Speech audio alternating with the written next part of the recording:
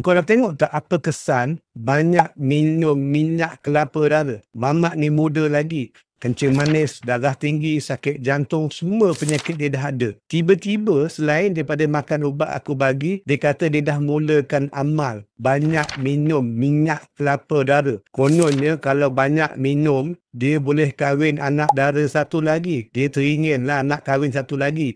Dia kata boleh kuatkan badan dia, boleh kuatkan stamina dia dengan minum minyak kelapa dara. Nak tengok tak apa kesan mamat ni tiba-tiba banyak minum minyak, apa jadi dekat blood test dia? Jom aku tunjuk. Kau tengok dekat sini.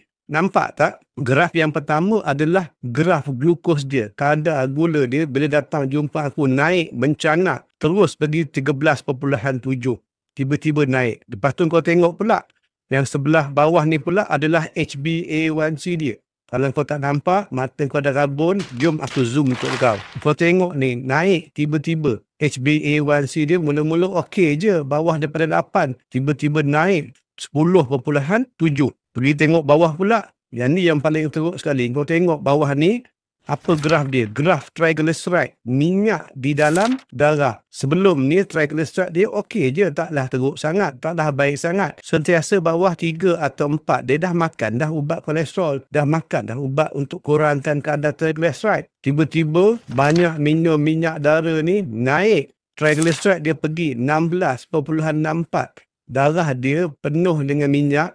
Dah jadi macam sup tulang. Yang belah kanan ni pula adalah graf liver function test. Test darah untuk hati dia.